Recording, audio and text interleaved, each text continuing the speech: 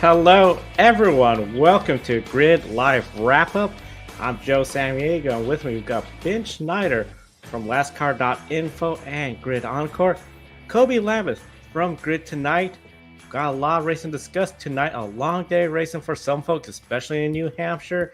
And of course, this is all made possible thanks to our Patreon investors. Come on the show, Mark, Robin, David, and Matthew. Sign up for our Patreon investment. We'll be then showing your name at the beginning of every program, and Robin's name is in gold because she upped her contribution, investing more into Grid Network each and every month. And of course, you could do a one-time investment through Buy Me Coffee, YouTube, Super Chat, Astro Police on Grid Tonight. Super Chatted $20. His name will be added to the board, and we'll be getting in touch with him about some Grid Network stickers. Overall, a lot of going on, and we encourage everyone in the chat room. Share your comments, questions, and opinions, and especially Ben. We're going to get started with one of the more, I think, talked about races, and it's New Hampshire, which I got to be honest, Ben, we know New Hampshire is not exactly the most excited race of the year that people are looking forward to. But this race, it's going to be remembered and talked about for a long time. A rain impacted the USA Today 301 with 73 laps to go after a red flag for the rain that came through. NASCAR told the teams, get the wet, damp tires up. We're going to go racing. Now, these cars did not have the mud flaps. They did not have the windshield wipers. It was just essentially a damp track. It started off, okay, we're going, but it seems like towards the end, Ben, we started seeing caution after caution. We got into overtime. There was questions about, can we pit and change to the slick tires? No. Can we change and change the tires? No. It seemed like this really NASCAR was just trying to get the race in. With all this going on, this delayed and essentially pushed NBC to utilize Peacock and CNBC for the IndyCar race, which of course both races, IndyCar and NASCAR, were on the USA Network. Darkness became an issue. New Hampshire Motor Speedway does not have lights. Ben, how would you judge NASCAR's effort to get the full distance race in today? Well, I will say this about NASCAR. At least they tried.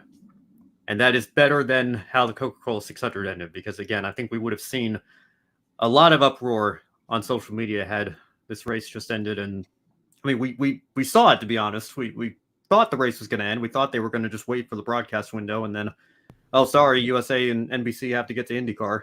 But credit to NASCAR, credit to NBC, although I think the network changing over could have been communicated a little bit better or a little bit more promptly. We got the race in, and I think you have to give them credit for that. But I'm not a fan of how race control handled the wet weather tire decision. First of all, I think there was a little bit of a gap between the initial cell that opened up and the lightning delay that preceded the massive cell that we had to wait out for, I think, almost 2 hours for. I don't know why we didn't utilize the wet weather tires right then and there. I feel like we could have gotten a handful of laps in. Maybe NASCAR is just a little bit hesitant because we've never seen this before. But Jeff Gluck put out a tweet that I think summarizes my feelings on this pretty well. He said, please just stop holding their hands. This is the top level of professional stock car racing in the world. Let them figure it out themselves. If they screw up, oh well. And then my editor-in-chief over at NASCAR.info, Brock Beard, quoted that and said, exactly. And on top of this, the teams will often try different strategies so you can get notes on what happens under each of those circumstances. If there's some unspoken safety concern behind this hesitance, then why even present these tires as an option? So again, I'm a little bit sympathetic towards NASCAR in this situation because I understand it's uncharted territory. But I think Jeff's point ultimately wins out here. This is the top level of stock car racing, certainly in the country, I would say in the world as well. I think we should put it in the hands of the teams, of the drivers, of the crew chiefs to make the decision for what they think is best. If you think the track is ready for slicks, go try slicks. If it doesn't work out, you're going to figure it out pretty quickly. If you think that you've managed your tires a little bit better than, say, Kyle Larson, who had some blistering on his right rear, said it felt like it was practically flat because of how worn out it was, but you think you've managed your tires better, you should be able to stay out of the pits, leapfrog everybody that comes in to put on new tires, and see if that strategy works out for you. I don't like how NASCAR put the teams in a box and said, everybody's going to stay out here or everybody's going to come down pit road if they want to refuel, I guess, but you can't change tires. Oh, wait a second. Actually, you can change tires. We're hearing some radio from some teams that say they have to change tires, so we're changing our mind here. I mean, that I'm not a fan of at all. And I understand that it's not Formula One here, and, it's not something that you do every day. But I wish that NASCAR would give these teams a little bit more freedom. And I think that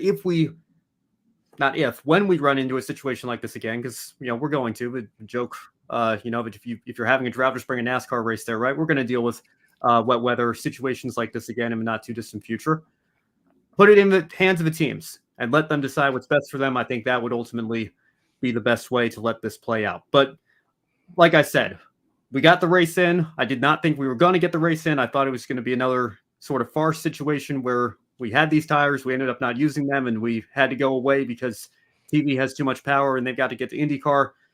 I don't know why the IndyCar pre-race couldn't have been on CNBC. I'm sorry to all the Shark Tank fans out there, but I think your marathon reruns don't take precedence over what's going on with the live IndyCar race. And IndyCar also didn't come back to USA for the finish. I was a little bit disappointed in that. So I think NBC could have handled things a little bit better on their end as well. But all in all, I think a net plus minus, it was a net plus based on how everything turned out today. And you got to give NASCAR credit for at least trying. NASCAR tried, and I think when this was all starting to happen, it reminded me of the Coca-Cola 600 because we all saw the track drawing process. We thought we're going to get racing for the Coke 600. We're going to see Kyle Larson hit the track. And then they said, no, still the track is not viable, dry enough for racing.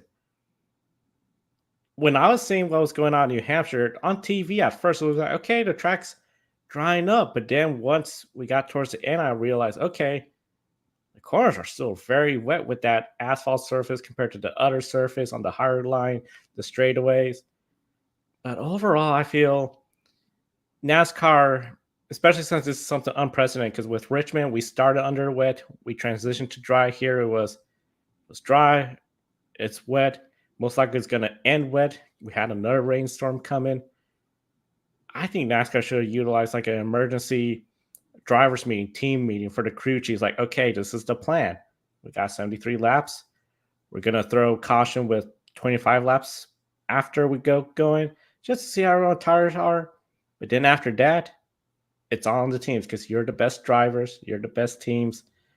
Yeah, you should try to figure it out. But see, that's exactly it, John. I'm never a fan of competition cautions. And again, I think it might be understandable in this instance because it genuinely is unprecedented territory that we're dealing with here. But I mean, again, and I know it's different racing on an oval and drivers that don't, get to deal with this nearly as often. But, in Formula One, if a storm cell comes over the track and it starts raining, there's only a safety car if somebody goes off track or wrecks because of it. I mean, the teams get to decide, can you go one more lap on the slicks before, where's the changeover point? It adds a whole element of strategy here.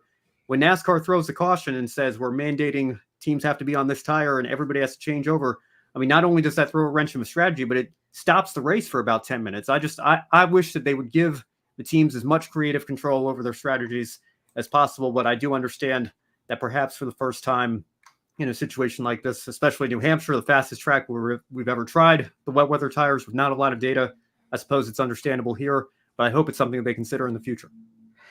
And that was the thing. I was hoping if they did something like that, competition caution, we do it for this first time, teams will know, okay, we could go. Here's how the tires are looking after 25 laps. Granted, the track's still drying. Towards the end, I think it was, 10-lap run, and that's when Kyle Larson's tires went out. So we knew it was drying, but I just wish they had done something because these long yellow flags, because it started off, okay, we got 3-4 wide racing.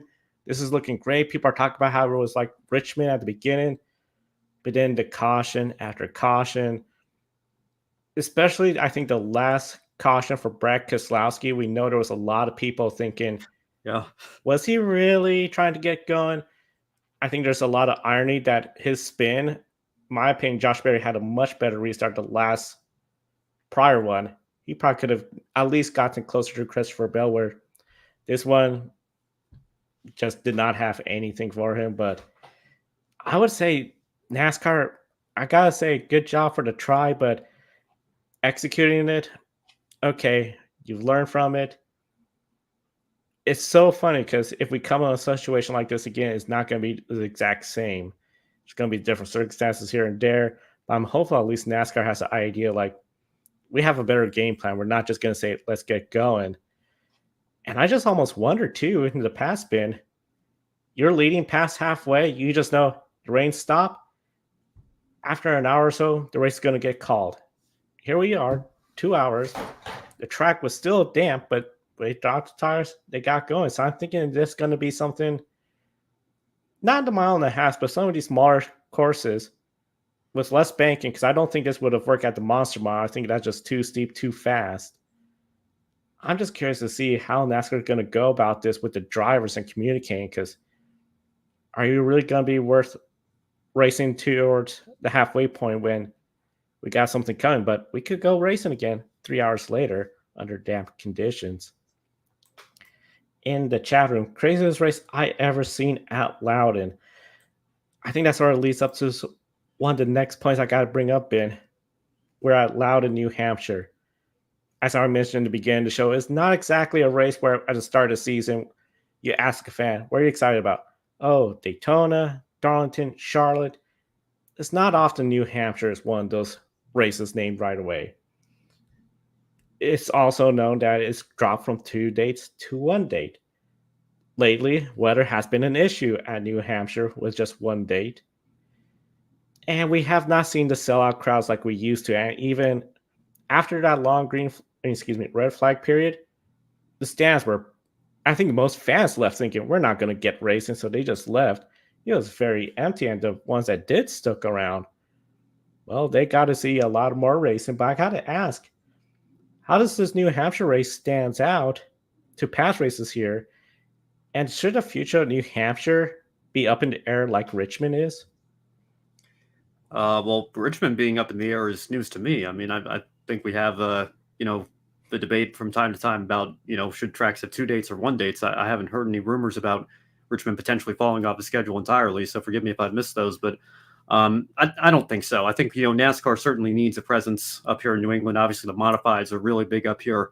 And I think the fans that did leave the track, I don't think you can blame it on New Hampshire. I think that would have happened at any track based on how the Coca-Cola 600 ended. I think a lot of NASCAR fans were either still feeling sour by that, or they, even if they weren't, they thought that a new precedent had been set based on how NASCAR ended that race. And they said, well, they're not going to wait it out longer than they have to. And, we got a heavy storm cell coming in here. Let's just try to beat the traffic and get out as early as we can. I think that would have happened anywhere, regardless of what track it is. So I definitely don't think New Hampshire needs 2 dates. I'm of the mind that, the Daytonas and Bristols and Talladegas of the world don't need 2 dates. And if you have to go to Daytona twice, I say run a second race on the infield road course. I know a lot of fans probably disagree with that, but there are very few other motorsports series around the world where, unless it's a double header where you run 2 races in a weekend, you go to the same track twice a year. It's just not something that we see in racing very often, except over here in NASCAR. So, 2 dates, absolutely not. But I don't think we need to be worried about New Hampshire's future here. I think, if anything, I think the amount of races that have dropped off the schedule in the New England and Mid-Atlantic region over the years, I think should further solidify that, we do continue to go to these tracks and give the fans that live in these regions, maybe a little bit biased because I used to live in the Mid-Atlantic region. Now I live up here in New England. I probably could have gone to the race today if I wanted to. I'm only about an hour and a half from New Hampshire Motor Speedway. But, I think that we need to make sure those fans have, even though NASCAR might still be biggest in the Charlotte markets or the Southeast, we do still need to give them something to look forward to and an annual trip to tracks like this. So I think, definitely don't need 2 dates, but it should be on the schedule, no doubt. I think it should be on the schedule as well. One of the big things is when it comes to New Hampshire, this race, it has a market area where, okay, NASCAR does not come here as often as it used to. Now we know there's rumors, next season, Richmond's looking at potentially 1 date. But then I always wondered, well, is there going to be a track that might be completely off? And that's where New Hampshire seems to come in. It doesn't seem like the kind of racing where people will talk about for a long weeks after. I know if this was a race where everyone felt like, okay, this is going to stand out because of what happened with the wet tires, the chaos we saw, the great racing. What does that really say about the other racing that has occurred past years here? I know we've had some good amount of different winners here, including Eric Almirola. It looked like Josh Berry was going to get a win here. So I think there's still a lot of teams that do have this track as a potential site for a win, especially the Ford drivers, Toyota drivers. This just seems to be a track where, unless you're Kyle Larson for Hendrick Motorsports, it's not exactly a great track. So I would like to see New Hampshire stay on the calendar. I just wonder, though, when it comes to the long-term future, especially New Hampshire, now their SMI property, will SMI invest into trying to make something where this race is a little bit of a better product? I know they mentioned there's variable banking, 7 degrees up towards the top, 2 to the bottom. Could that be adjusted a little bit more to just see a little bit more of this side-by-side racing? Because I feel the wet part of the race is going to really stand out compared to the dry part of the race. And then I just wonder, okay, is this something where we need changes just so where we can't entice fans to sell out the Magic Mile like it used to back when it used to have 2 dates, and now with 1 date? I think it should really start to sell out more. But one of the big things, Christopher Bell, I think he's going to say, let's keep it. He swept the weekend. He got another race win here. So he is coming off a big blunder. And I got to ask your opinion on this too. Where on Friday, he was asked about the leadership roles in the team, and he blurted out, when Chase comes to the 19 and Daniel essentially realized what he did, he just knew, it was like, whoops, that was a big mistake. But one of the big things that was interesting in the final 2 restart, who was in the inside of him? Chase Briscoe.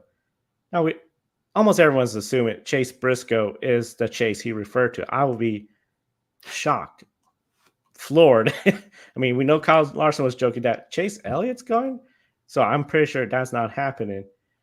But I have to ask, now that we know this was sort of leaked out, the 14, especially on that last restart, was racing more his teammate, Josh Berry, instead of trying to get up towards Christopher Bell.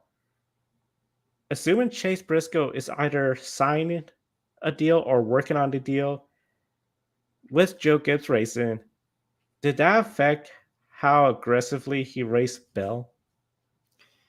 I don't think so. I mean, I think if anything, I know Stuart Haas is shutting down at the end of the year. He's we assume, like you mentioned, Joe, I think Kyle Larson was just having some fun on social media here. I think we all know that Chase Briscoe is the heavy favorite at the very least for the 19 next year. And Christopher Bell kind of spilled the beans on that this weekend. But I think all 3 of those guys, Bell, Berry, and Briscoe, are all racers. And, I don't think they're going to let a contract situation like this, a rumor situation like this, affect how hard they're racing one another. Briscoe and Berry in particular. Briscoe only a 1-time winner. Berry still looking for his first Cup win. I guess you could maybe make the argument that, well, Briscoe wanted to help his future teammate more than his soon-to-be former teammate here, and maybe that's why he was a little bit more aggressive with the 4 instead of letting the 4 go and try to run down the 20 for the win or something. But I think ultimately he was just trying to get second place finish, which I believe he did, right? I think Briscoe beat Berry to the line there at the very end by just about that much. So credit to him, and I think that's just a racer's mentality. I don't think there's really it's an ironic situation given the current contract situation of those 2 teams and those drivers, but I don't think it necessarily impacted the outcome of the race there. I think they all raced as hard as they could, and that's what we should expect of drivers in the Cup Series every week. And for Stuart Haas Racing, second, third, Ryan Preece, 11th place. He had an up and down day. He seemed to be in a couple of crashes here and there. Great effort for him. Noah Gregson had a good race going until he spun, crashed with Bubba Wallace. That essentially ruined his day. So one of the big things I'm anticipating with Chase Briscoe is, if he's going to keep racing as good as he is now, he's just sort of going to be proven he belongs there. He wants to get to win. He has said he wants to be the team leader at Stuart Haas Racing. Well, what better way to do that? Get to win. I don't think, especially if Chase Briscoe somehow gets into playoffs, he's not going to lay down for any future teammate in Joe Gibbs Racing, assuming that is the case. And one of the big things, Tuesday, there should be some sort of announcement. Of course, once that announcement happens on Wednesday, Grid Tonight, we'll be discussing about it. 29 cars finished this race on the lead lap. Back of the pack, we had essentially 3 cars that did not finish. Bowman with a blown engine, Kyle Busch, and Bubba Wallace, who was crashed. They were 34th, 35th, 36th. And then over on 32nd, Joey Logano, a couple laps down, he had an issue with Chase Elliott. They went spinning. They made contact. They're all essentially on the playoff bubble, and it seems Bubba Wallace is really sliding. Kyle Busch is just not having a few good weeks, and today he was just looking miserable there. 32nd, 2 laps down, got caught up in the spin, and then as they were getting ready to go on the wet tires, hit the wall. He just parked it left, gave up for the day. How hard will it be for those drivers, Bowman, Busch, Wallace, and Logano, to try to point their way into the playoffs? Are they in a must-win situation now? Well, I don't know that they're in a must-win mathematically yet, but the way RCR has been running this year, Austin Dillon, potentially a career worst year for the driver of the number 3. I think he was the only other, just pulled the results up here, 33rd with an accident. He was the lone other DNF aside from the 3 you mentioned, Joe. He's definitely a must-win. Kyle Busch, again, like I said, mathematically could probably continue to claw his way up there, but I got to tell you, if I had to put my chips on the table right now, this might be the year that Kyle Busch's consecutive seasons with at least 1 win streak comes to an end, because, I mean, it has just not been a good year, not been a good start to the summer, especially for Kyle Busch here in the number 8 team. I got to imagine that he's not very happy with the current situation. Of course, we had the sound bites that came out either this week or last week. It's all blurring together for me, but talking about how if Gibbs or even Hendrick wanted me back, maybe there'd be something that we could work out there. But as of right now, I'm happy here at RCR. I don't necessarily buy that. I think that the frustrations certainly have to start getting to the point where they're getting to him, and today only compounded that a little bit more. So he the way he's been running, unless there's a certain turnaround in his performance, he's definitely in a must-win alongside his teammate. And regardless, even if they sneak a win out at Daytona or Super Speedway or some crazy strategy or fuel mileage, I think the pace certainly needs to be improved over there. And likewise, Bubba Wallace said, I think, driver that historically the 2 years that he got his wins, he got them in the playoffs. Well, he didn't make the playoffs because he didn't have a regular season win.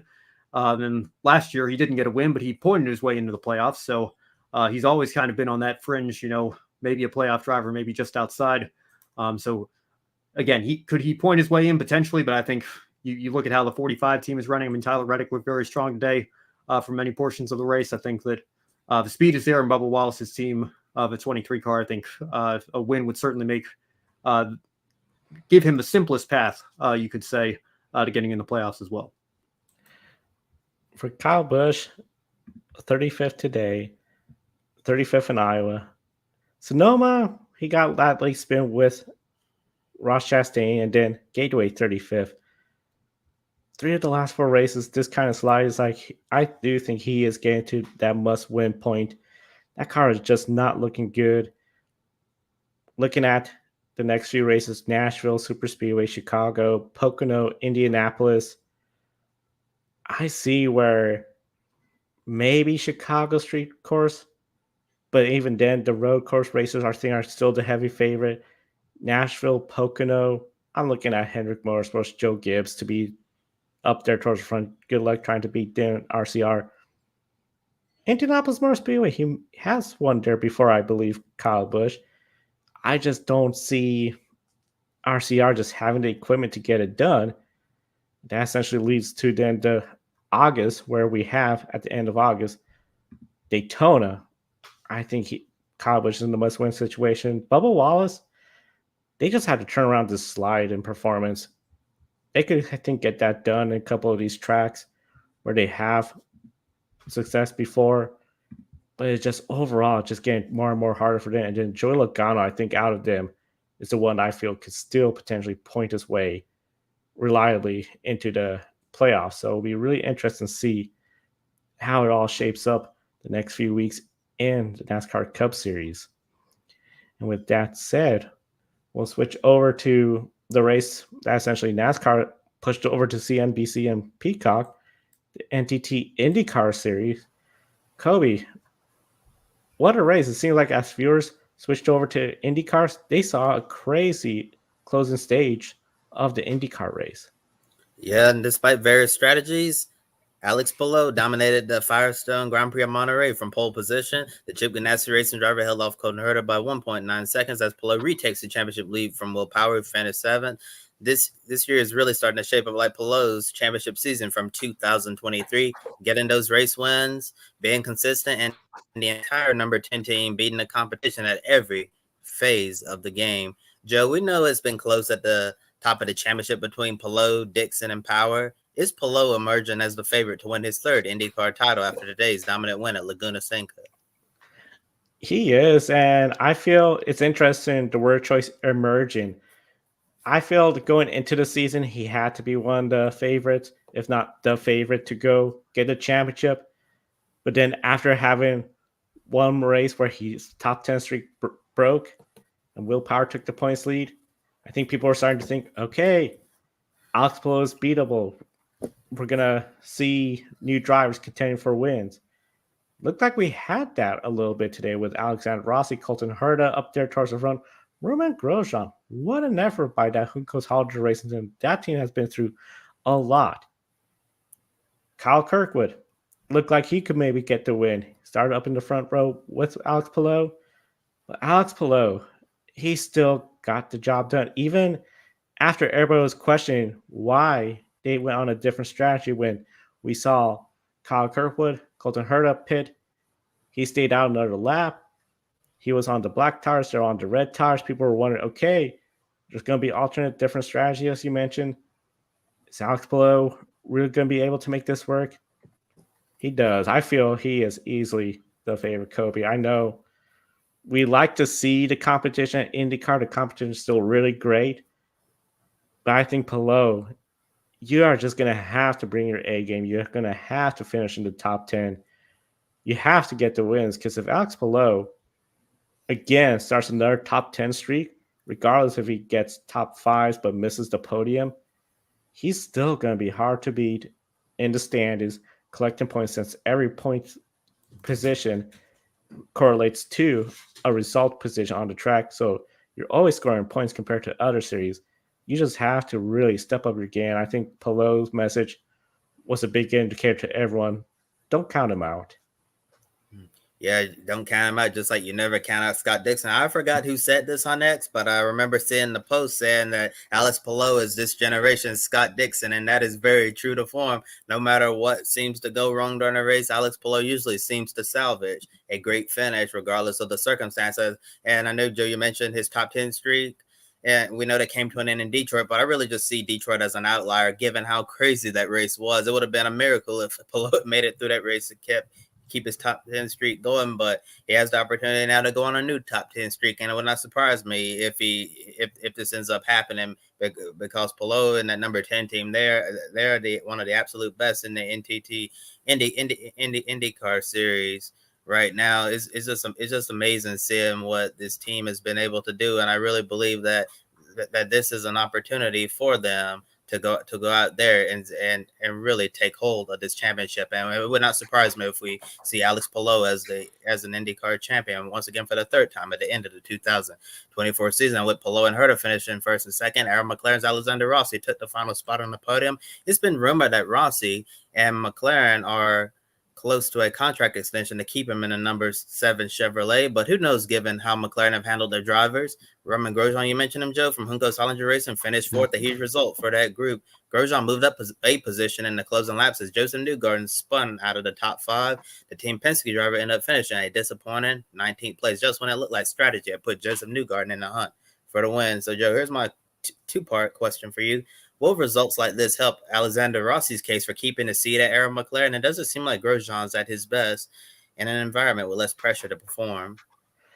It does seem like when it comes to Alexander Rossi, getting these podium finishes build that momentum up. This is going to help him out when it comes to securing a seat with Arrow McLaren. Because as you mentioned, if Arrow McLaren starts looking at somebody else, we know they're not afraid to say you're sidelined. I only feel that Rossi still capable of going out there getting race wins. He's won the Indianapolis 500. He has had overall a pretty good year in that McLaren car. He should easily, I think, be a no-brainer to essentially be in that seat next year. He's 7th place in the points right now. He has led quite a few laps, 23 laps this year. I just see a win eventually coming. The big thing is, when is that win going to come? And I feel he's not at the point where the Arrow McLaren team are saying, you haven't won yet. You need to start getting wins. If he could keep climbing up, because ahead of him in the points, there's his teammate Pat Ward, 6th place, but then 5th, Kyle Kirkwood, Colton Herta, Scott Dixon, Will Power. I think he could really try to start targeting and beating Kyle Kirkwood, Colton Herta, because it seems like that those two drivers aren't ready. They're very hit or miss. They don't have the consistency. If Alexander Rossi could improve his consistency, he could get ahead of them. When it comes to consistency, Roman Grosjean, he needs to have consistent races like this. That's great if he feels less pressure, just more go out there, try to get the best finish you can. Hookers Hollinger Racing, this is their best finish. Prior to today, it was Callum Ilas, 5th place finishes that occurred, I believe, 2 times. So Roman Grosjean, he has to feel really good bringing home a 4th place finish. There was one restart earlier where it looked like he could have maybe got to 3rd place, but the final restart, that was not going to work out for him. But he didn't make any mistakes. He didn't take himself out. I think he is running really smart, and this is the kind of performance Roman Grosjean needs to bring in week in and week out. Next race is going to be something where I think he could really shine, because the next race is the Honda Indy 200 at Mid-Ohio. If he could qualify well, because he's still qualifying, had to work his way towards the front. If he could qualify well, be up front at Mid-Ohio all day, he could easily be on the podium. And if he builds up more of this, we've got a couple street courses. Portland is not exactly one of his strong tracks. You got then essentially a couple of races where I think he might get a win, but Mid-Ohio will be a great opportunity before we head to the ovals, Toronto, Portland, and then more ovals. Yeah, and I do want to thank Ben for locating this post on X from behind the scenes. It actually is from someone named Josh Wilcott, who said that Alex Palou really is this generation Scott Dixon. Championship wise, we're just lucky that the last generation Scott Dixon is still racing. So thank you, Ben, for finding that, since I can remember that off the top of my head. But yeah, looking at Rossi and Grosjean, very interesting looking at their cases. For Alexander Rossi, I think it would be the smart decision for Arrow McLaren to bring him back in that number 7 Chevrolet. As we know, with the number 6 car, which we'll talk about in a moment, it's just been nothing but musical chairs. And I think keeping Rossi in that seat another year would be really good for consistency matter. And I think Rossi is also proving, that he can put together complete races and get good results like he got today. So if Rossi returns to that number 7, it would not surprise me at all, and I think he deserves to return to that seat. But obviously, I'm sure Arrow McLaren is going to continue to do their homework to see who's available, to see who they could potentially put in that ride. But like I've said, and as has been rumored, Rossi and McLaren are really close to a deal there. But certainly getting a podium at Laguna Seca doesn't hurt his case at all. And Grosjean, it really does seem like he performs at his best in an environment where he's not expected to win. We saw he struggled at the Andretti Global when when you're in an Andretti car, you're expected to perform well. A 4th place finish in an Andretti car, you're probably disappointed, frustrated that you couldn't contend more for the win. But a 4th place finish in a Juncos Hollinger Racing Chevrolet, that has to be a win for one of the smaller teams in the IndyCar paddock. So I think that Roman Grosjean is at the best possible team that he can be at right now, instead of a team like Andretti, where it just wasn't a good fit at all. And if he can continue to have days like this moving forward and stay out of trouble, I really believe that he can continue to click off some more good finishes for this team, click off some more top tens, maybe more top fives like today. I really think this team has a lot of room to grow. And also wanted to point out in morning warm-up this morning, guess who Roman Grosjean found on track? Santino Ferrucci.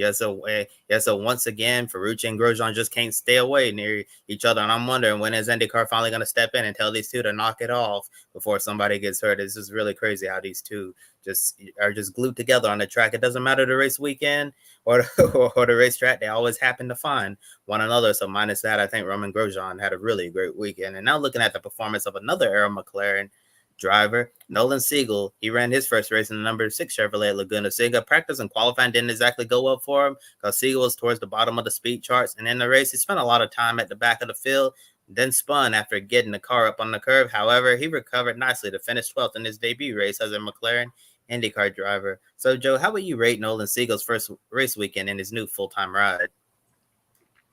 I would rate it at, considering rookie standard, where you're just joining the team, your first go around, and this is Laguna Seca, one of the more challenging tracks.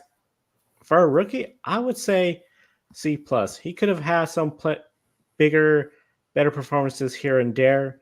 Qualifying, practice, bit of a struggle. I think it's going to be a bit forgivable. The race, just go out there, learn, don't make mistakes. He had the mistake where he spun around, brought out a full coach caution, but still recovered. And I think that has to be something you have to recognize him being a rookie for doing right, because we've seen plenty of times, Kobe, rookies running good, they make a mistake in the race, they fall behind. What do? They make another mistake trying to gain more ground. He did not do that. I think overall, he has to feel pretty good. I think especially some of the folks that were doubting, is this the right move to put him to replace Theo Porcher? I wouldn't say he silenced those doubters yet, but at least he didn't add fuel to the fire. He didn't have such a dreadful race where then people were saying, well, are you really doing the right move, McLaren? Because now I think he's feeling pretty good about this race. He has to feel pretty good about Mid-Ohio. And I think he could just keep working away. He'll silence the doubters. Yeah, I think Nolan Siegel has to look at this weekend and take it as a win for him, because when you're a young driver who hasn't raced as much in the NTT IndyCar Series, you're just a rookie. You have to ask yourself, did I grow from the beginning to the start? I mean, from the beginning to the end of this racing weekend. I think based on what we've seen from Nolan Siegel from free practice 1 all the way up to the end of the race, you finish in 12th. I think Nolan has to pat himself on the back, because I feel like we saw him grow a lot throughout this racing weekend. Like I mentioned, practice and qualifying towards the bottom of the charts didn't really do so well there, but you also have to consider that he's a rookie and that this is a brand new team, brand new car. This is completely different from the 2 Indy cars that he's driven before, the one with Del Quinn racing and then Junko Solinger racing at Road America. So it's going to take a while for Nolan Siegel to get used to the handling of these Era McLaren Indy cars and building chemistry within the team. So I think you really have to give this young driver a lot of grace and allow him room to grow. Will Era McLaren allow him the room to grow? I really hope that they do, but given how they've treated some of their past drivers, I would not be surprised if we get to 2025 and they've already announced a new driver, the number 6 Chevrolet. I would not put that past them at all, especially since we were told that Theo Porcher was going to be in this car for the rest of the year. And we've been told that Nolan Siegel is going to be in this car for the rest of the year and into next year on a new multi-year deal. But based on what we've seen in the past, I'm not going to believe it until I see it. But I really think Nolan Siegel did a good job growing from the start of the race weekend. I think he has a lot to be proud of, and there's certainly a lot for him to learn in the coming races ahead. And today marked the end of an era, the final race with the current IndyCar engine formula. The next time we see the NTT IndyCar Series on track will be July 7th at Mid-Ohio. That's when the new hybrid engine will debut. Lots of unknowns heading into the new engine era with many hours of testing and development for the first race in the hybrid era. And with that said, time to shift gears to one of the Michelin Endurance Cup races of the IMSA WeatherTech Sports Car Championship. Thank you, Kobe. This year's Salem 6 Hours of the Glen saw a heavy downpour halt the on-track action with less than 2 hours to go when several cars crashed in treacherous conditions. Once the race resumed with 16 minutes to go, the number 40 Wayne Taylor Racing with Andretti Acura of Louis Delatraz got caught sleeping on the restart. Felipe Nasr in the number 7 Porsche quickly got by Delatraz along with Ringer van der Zander's number 01 Cadillac. Nasr held on in the final minutes to get the win at Watkins Glen for Porsche Penske Motorsport, and co-driver Dane Cameron, who both earned the number 7 Porsche's second win of the year while maintaining the GTP championship lead. So, Kobe, what did you think of the racing today in GTP, and does it seem like Porsche Penske Motorsport is starting to unlock the true potential of its 963 prototype? Well, I thought the racing in GTP throughout the day was all right. During the first part of the race, it was very quiet. Everyone minding their P's and Q's. The race got into a nice rhythm where nothing was really happening. And then we all know when the rains came, it got kind of crazy out there. If you're a fan of Wayne Taylor Racing with Andretti, you certainly have to, be feeling heartbroken for the organization. As you mentioned, Ben, Louis Delatraz got chewed up on the restart. It didn't seem like he was able to get his tires up to temperature, and everyone just pounced on him, and he was basically a sitting duck out there. And then Felipe Albuquerque in the number 10 entry, it was unfortunate to him that the right rear tire came off, and they had to put it on the truck and tow it all the way back to the paddock, which is very unfortunate. It seemed like this race could have potentially gone to Acura and Wayne Taylor Racing with Andretti, but unfortunately just wasn't meant to be. And Porsche Penske Motorsport, it really seems like that they figured something out over the offseason. It seemed like that this Porsche prototype is really showing its true potential now. As you can see in the championship, with Nasr and Cameron up there. And then you have the sister Porsche, doing really well in the standings as well. And looking at the World Endurance Championship side of things as well, Porsche Penske Motorsport, that program over there is doing it extremely well, way better than last year, showing a lot more speed. So I really think that they have a really good thing going for them at Porsche Penske Motorsport, and it looks like they're going to be the championship favorites at the moment in GTP. Well, one driver in the field rode a wave of momentum from France to upstate New York. That was Nicholas Nielsen 1 week after winning the 24 Hours of Le Mans with AF Corse Ferrari. He scored the LMP2 class victory, sharing the number 88 Richard Mille AF Corse prototype with Luis Perez Compact and Lula Wadu. Nielsen's co-drivers from Le Mans, Antonio Fuoco and Miguel Molina, also made the trip to Le Mans, but both raced GTD Ferraris instead. And we'll have more on Wadu's victory on our next episode of Women in Motorsports later this week. But in the meantime, Kobe, how good must life be for Nicholas Nielsen right now? Well, Nicholas Nielsen must feel like he's on top of the world right now. Because can you imagine? I know drivers have done this in the past, but can you imagine, winning the 24 Hours of Le Mans, whether it was overall like him or in another class, and then coming back the following week at Watkins Glen, they end up winning one of IMSA's Crown Jewel races and the Sailing 6 Hours of the Glen. I know it's not an overall win like the 24 Hours of Le Mans, but a win is a win, and to win one of the IMSA endurance races, it certainly has to feel special for Nicholas Nielsen. He's on cloud 9 right now, and I think that's going to give him a lot of momentum as we get into the later rounds of the Michelin Endurance Cup at the Indianapolis Motor Speedway, and then the season-ending race at Motul Petit Le Mans at Rhode Island, and also can help build some momentum for his World Endurance Championship program, as well as of course a Ferrari, try to do as well as they can in that championship over there. And really looking forward to hearing what you guys have to say later in the week on the Women in Motorsports about Wadu's victory. This is very impressive. I know she won in the LMP2 class last year in the World Endurance Championship, and now to get her first LMP2 victory in IMSA competition, that's a really big deal. She can really will a race car. Well, let's talk about the battle for the win in GTD Pro. After the final restart, it was an intense one between Tommy Milner in the number 4 Corvette and Ross Gunn in the number 23 Aston Martin. Now, coming to the white flag, Milner did not have enough fuel in the tank, which handed the win over to the number 23 Heart of Racing Team Aston Martin Vantage GT3, Gunn, and Alex Riberas.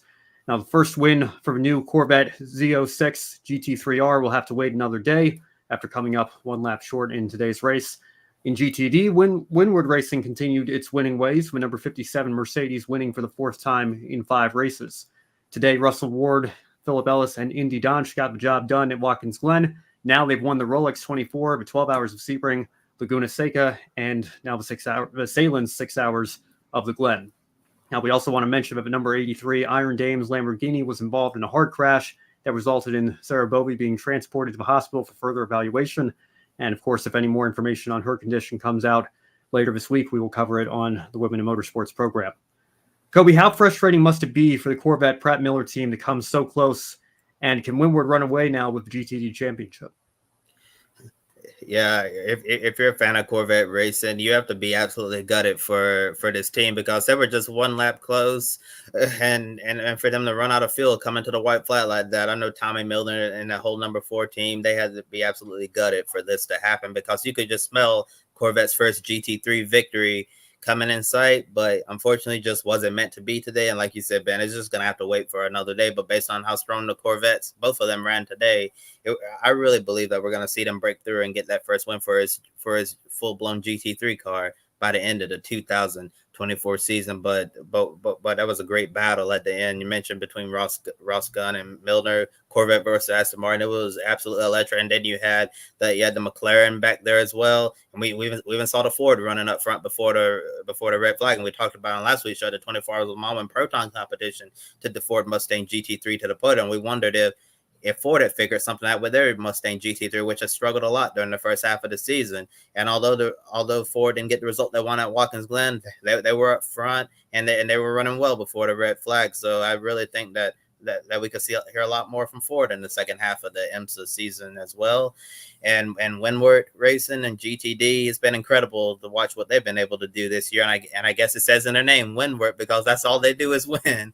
And to basically sweep all the Michelin Endurance Cup races so far, the Rolex 24, the 12 Hours of Sebring, the Salem 6 Hours of Glen. So I guess when we get to the battle at the Brickyard and Motel Petit Le Mans, they could potentially get the Grand Slam and sweep all of the endurance races, which will be a very impressive feat. And given how tight the competition is, not just in GTD, but in all the classes, if you're able to win all of the endurance races in one season, that would be an extremely impressive feat. And it really seems like that their 2024 season is starting to mirror what we saw last year in GTD from Paul Miller Racing when Brian Sellers and Madison Snow just seemed like every single week that they were going out and winning these races. And I believe Windward has the potential to eclipse what Brian Sellers and Madison Snow were able to do last year in GTD and win more races than them. But Windward right now, they're definitely the team to beat in GTD. Russell Ward, Philip Ellis doing the full Cindy and bringing Indy Donch, a very fast driver for the Enduros. It seems like they have it all figured out at Windward. All right, we'll leave it there. And in the meantime, we'll move on to Formula One. And Kobe, a familiar winner, but maybe the gap is closing a little bit. Yeah, that's right. There's hope. There's hope. I remember all the doom and gloom at the start of the season here on Grid Network thinking that just hand Max Verstappen the trophy. We don't even need to turn a lap in 2024. Just give him the trophy. Give Red Bull the Constructors Trophy. That is already over. I'm not sure how the Constructors how this will go this year, but Max Verstappen took another win. This time at the Spanish Grand Prix, he had the best car after getting around Lando Norris for the win, but the big change in the points is Norris moving to second in the driver's standings. The McLaren driver started from the pole, and after the race, he said that the start was the difference between the win and finishing second. Ben, is McLaren capable of bringing a championship battle to Red Bull? I don't know if Lando Norris can bring the championship battle to Max Verstappen, but I will say this. Sergio Perez, 4 races in a row now where his best finish is 8th place. The gap in the constructors you mentioned, Kobe, Ferrari actually still holds second there. I think McLaren, might be closing in on them a little bit with how strong Lando Norris has been running. If they can get Piastri up there to compete for more podiums, we'll see. But the gap that Ferrari has to Red Bull is 60 points, 270 to 330. The gap that Norris has to Verstappen is 69 points, 150 to 219. So the constructors championship is actually closer right now than the drivers championship. And I think you can unfortunately blame a lot of that on Checo Perez in this recent run of mediocrity that he's been on. But as for the drivers' championship right now, just taking a look at the last 6 races here, it's been Verstappen and Norris in the top 2 in 5 of those. Monaco is the lone exception. But of those 5, Verstappen's been on the top step in 4 of them. Of course, Miami the lone exception to that. So, like I teased when we were making the transition into this segment here, the gap is coming down. McLaren is making progress. We'll see what Ferrari can do with Leclerc and Sainz. They both have a win this year. Mercedes now, both of their drivers have podiums. It looks like they're maybe starting to claw back a little bit. So I think the gap is shrinking. But ultimately, at the end of the day, I think the pace that Max Verstappen has and the pace that Red Bull has is still going to allow him to win the drivers' championship. And probably, again, I know Checo's really been struggling recently. I can't imagine that he's going to be averaging only 2 or 3 points a weekend throughout the rest of the season here. So even if Checo just does the bare minimum, I think Red Bull should still be in a comfortable position in the constructors as well. But that battle might be more interesting to keep your eye on than the drivers here, because if Verstappen and Red Bull obviously are still a combination that's just on another level that on their best day seems to be unbeatable. I don't know if Checo can't find his form. We'll see. The constructors might get interesting. But as for Lando Norris, I think he's certainly closed the gap. He's doing a great job. I wouldn't rule out another win or two this year, but I don't know. But he's got what it takes already with a 69-point gap at this point of the season to close that gap and take the fight to Verstappen for the title. The gap is pretty big between the two drivers. When I'm looking at the next races, Austria, Great Britain, Hungary. Austria, Great Britain, I think Max Verstappen is easily the favorite to win those two races. Lando Norris could have a good, strong finish. He got to the podium before in Austria. He could have a strong day at Great Britain, Silverstone. Hungary, though, that could be a track where we've seen Max Verstappen dominate, but we've seen surprise winners at this track as well, too. That could be maybe something suited for the McLarens, and that could be a perfect opportunity for Lando Norris. Ferrari, when it comes to the three races, if they could just put together a solid weekend performance, I think they could be contenders too. But at the end, I think Max Verstappen is one of the clear favorites. Because then after those three races, you got Belgium. I think that's going to be easily a Max Verstappen dominant race. The Netherlands, his home country. Italy. Sometimes surprises here and there, but still I think Verstappen, that Red Bull could be it. That could be a good opportunity for McLaren. But overall, if Lando Norris wants to bring this championship out much closer, the next three races are going to really be key. He cannot finish just behind Max in every single race. He'll lose out. For that constructors battle, though, especially if the Ferraris could just finish having one driver in the podium, both of them scoring points. If Sergio Perez slides, and continues to slide in Austria, Great Britain, Hungary, it could be really interesting to see what happens in Belgium. Because at the end of the day, Sergio Perez, since getting that contract, it seems like he's just really letting down the team. And we talked about McLaren being one of those teams that very much it's, what have you done for me lately? You haven't done anything. You're got the hook. Don't forget, Red Bull has that same notorious attitude as well, too. I think we've sort of forgotten about them a little bit. But it's going to be really interesting to see what McLaren can do. The next three races, I think, are going to be very key for them. Yeah, definitely. And and to answer the question myself, it really does seem like, at the end of the day, Max Verstappen is still going to end up prevailing in the Drivers' Championship, and unless something catastrophic happens in the Constructors' Championship, it looks like their Red Bull is probably going to prevail there as well. But also, I want to give credit to all of McLaren for building a car that's capable of keeping the races interesting now, as it seems the last few races. So now, while Max Verstappen is probably still going to be the odds-on favorite to go out and win every race, if there's like one little slip up or something like that, it seems like Lando Norris or Oscar Piastri, whoever's out front in the McLaren, can end up pouncing and taking advantage of that. And I feel like that's something we've been missing in Formula One over the last year and a half, 2 years, and I think it would be great if we could start seeing a little bit more parity up front. So Max Verstappen is not winning all of these races, but definitely still don't want to take away from the great performances that we've seen from him in the last few years or so. And there's 10 races in and 2 away from the halfway point of the 2024 season. It'll be summer break, and 3 drivers have yet to score points this season. The 2 Sauber drivers, Joe Guanyu, Valtteri Bottas, and Williams driver Logan Sargent. Alex Albon said that the Williams didn't have the pace this weekend, as both Williams drivers have continued to struggle. Albon only has 1 finish in the points in Monaco, and Williams has definitely taken a step back compared to last year. So does Williams' struggles add to the pressure on Logan Sargent to perform? I mean, I guess, but I don't know that there's really much point in talking about this, to be honest, because I just don't see how. I mean, unless Logan Sargent just has the most amazing turnaround and starts racking off points finishes left and right. I don't know. I mean, I saw that there was that meme on X this weekend. Somebody, I guess, took a picture as they were testing the race winner graphic, and I think ESPN picked up on it and put it on their Instagram saying like, oh, you never know. I mean, it's just kind of a running joke at this point, unfortunately. Again, I hope I'm wrong. I hope that, I know Logan still has a very passionate and strong fan base here in America that wants to see him at least get a couple of good runs in. But I think ultimately his time in Formula One is going to come to an end at best, probably at the end of this year. We keep hearing these rumors about Kimi Antonelli and the potential for Mercedes to maybe slot him into this Williams seat with the super license exemption or whatever, which, by the way, we're going to talk about that a little bit more on Encore tomorrow, I think, about the current state of F2, because if you take a look at the standings, Ollie Behrman's actually still higher in the F1 points than he is in the F2 standings, which is kind of crazy to think about. And it seems like Behrman and Antonelli are the only two drivers that seem to be under consideration for an F1 seat. So what's really the point of F2 anymore? So that's something else to consider there in light of what might be happening with Sargent and Williams later this year. But I don't know. I mean, even when the car was capable of points finishes last year, and Albon, I think, bagged 27 of them, Logan only had one the entire season, and it came after two drivers that finished in the points were disqualified. So, again, I wish it weren't the way it was, but we have to remain honest and objective. I feel like the writing's kind of on the wall at this point for Sargent. If anything, he was probably lucky to get a second year, and I'm glad he did, because I think a lot of times we are too quick to give up on rookies here.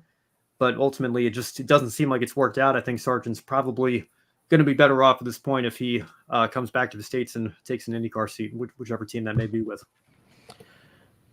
When it comes to Logan Sargent, with Williams struggling this year, I feel it does not alleviate any of the pressure. They're still going to be expecting him, okay, we're coming back to this track again from last year. How can we make the car better for you? Even if Williams has a poor car from a year ago that is just struggling to where Alex Albon only has 1 point finish this year, that does not mean you're off the hook for poor finishes. I think for Logan Sargent, if anything, it just, like you said, Ben, he needs to just have a miraculous turnaround, start scoring points. That's the only way I can see him coming in. I know there's probably some folks out there that would love to see Logan Sargent again on the grid, having an American on the grid. So they might be seeing that, well, he does not have a good car. Well, there's a lot of drivers in the history of Formula One. They didn't have a good car. They were on the hot seat. They still were let go. Unless Logan Sargent's bringing a lot of sponsorship money that we don't know about, I just don't see him sticking around much longer. And if anything, depending on what he does outside of Formula One, IndyCar, sports car, I think that could just be an opportunity for him to, hey, this is where I could really show my potentials, because the Williams car is just not doing it. But then we'll be asking the same question if he goes to IndyCar and he's struggling. What's going on? Same with the sports car. So really, I think the best thing he could do, Logan Sargent, just focus on improving each and every race from last year. Do the best you can. Finish the races. Don't tear up the equipment. Start thinking about outside F1, because I'll be shocked if William Sargent is still in Formula One next year. Yeah, same here, Joe. I think it's a foregone conclusion that Logan Sargent's Formula One career is going to end at some point this year, whether it's at the end of the season or prematurely, like Ben mentioned, that the FIA changed the rules for super license, where we could see Andrea Kimi Antonelli potentially make his Formula One debut this year if he's called up by a team and given who supplies Williams' engine, whose seat would he probably take? It'll probably be Logan Sargent if we were to see Antonelli come into Formula One later this year.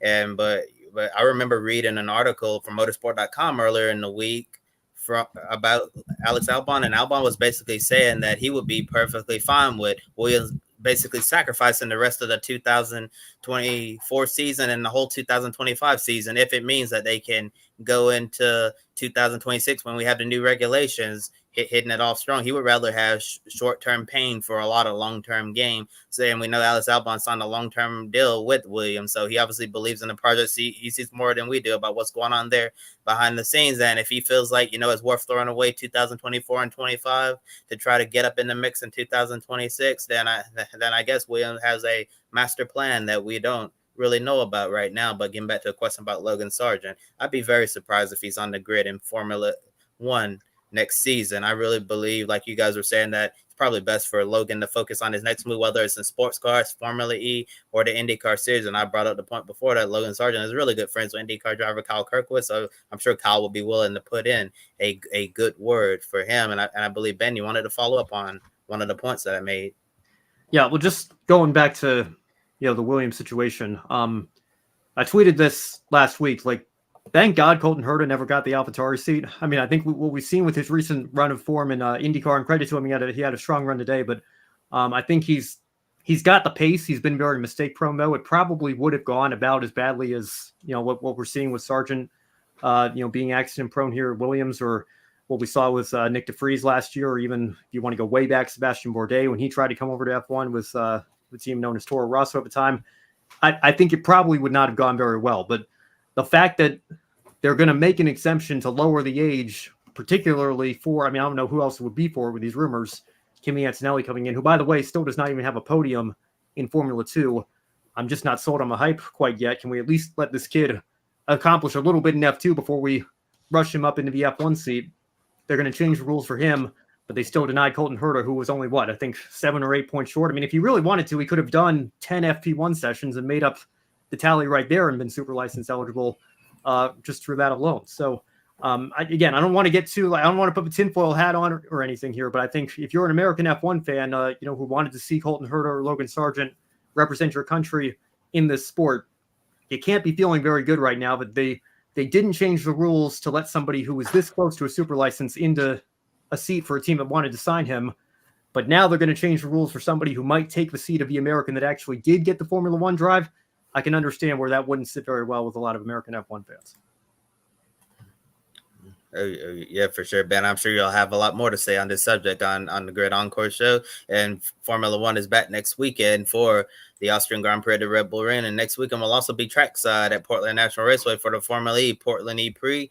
And tomorrow, as I just said, Ben's be on the air for Grid Encore, and then Grid Tonight on Wednesday with me, Matt White, and Joshua Birch. And before we move on, have a comment in the chat from Adam saying big prayers for John Force after his accident at the NHRA Virginia National Day, one of the hardest hits in his career. Yeah, that was very scary to see about John Force. And I know we don't really talk about NHRA on our programs, but most people in motorsports, even if you don't follow, you know who John Force is, and you know what he's done in NHRA and what he means to the world of motorsports.